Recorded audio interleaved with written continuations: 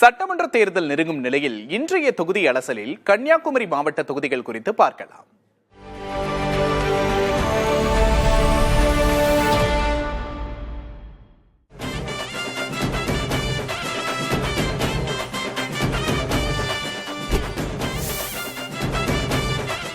தமிழகத்தின் தென்கோடி மாவட்டமான கன்னியாகுமரி இயற்கை எழில் கொஞ்சம் சுற்றுலா தலம் என்பதை தாண்டி அரசியல் ரீதியாக ஹை வோல்டேஜ் களமாக உருவெடுத்துள்ளது. 6 சட்டமன்ற தொகுதிகளை கொண்ட இம்மாவட்டம் திராவிட கொள்கைகளும் தேசியவாதமும் நேருக்கு நேர் மோதும் களமாக உள்ளது. மாவட்டத்தின் நுழைவாயிலான கன்னியாகுமரி தொகுதியில் தற்போது அதிமுகவின் தளவாய் சுந்தரம் எம்எல்ஏவாக உள்ளார்.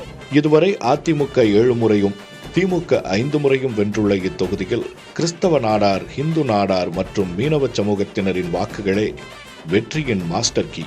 மாவட்ட தலைநகரான நாகர்கோவிலில் பாஜகவின் மூத்த தலைவர் எம்.ஆர். காந்தி தற்போதைய எம்எல்ஏ. நாடார், பிள்ளை மற்றும் நகர்ப்புற சிறுபான்மையினர் வாக்குகள் அதிகம் கொண்ட இங்கு மாநகராட்சி அந்தஸ்துக்கு பிந்தைய உள்கட்டமைப்பு மேம்பாடே பிரதான கோரிக்கையாக முன்வைக்கப்படுகிறது. டச்சு படையை வென்ற வரலாற்று பின்னணியை கொண்ட குளச்சல் இப்போது காங்கிரசின் கோட்டையாக திகழ்கிறது. ஜே.ஜி. பிரின்ஸ் தொடர்ந்து 3 முறை வென்று அசைக்க முடியாத சக்தியாக உள்ளார்.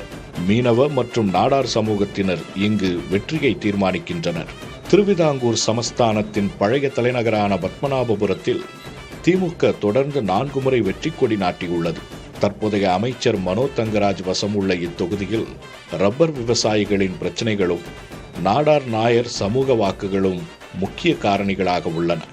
விளவங்கோடு தொகுதி காங்கிரஸ் 8 முறையும் கம்யூனிஸ்டுகள் 5 முறையும் வென்ற பூமி. சமீபத்திய இடைத்தேர்தலில் வென்ற தாரகை கத்பட் மூலம் தனது பிடியை காங்கிரஸ் தக்க வைத்துள்ளது. கிள்ளியூர் காங்கிரசின் மற்றொரு பலமான தளம். தற்போதைய எம்எல்ஏ எஸ். ராஜேஷ்குமார்.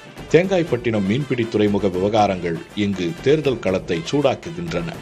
6 தொகுதிகளிலும் சுமார் 15 லட்சத்துக்கும் அதிகமான வாக்காளர்களை கொண்டுள்ள கன்னியாகுமரி மாவட்டத்தில் இந்த முறை கூட்டணி பலம் மற்றும் சமுதாய காரணிகளே இறுதி தீர்ப்பை எழுதப் போகின்றன.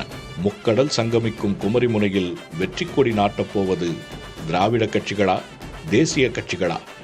சில வாரங்கள் பொறுத்திருப்போம்.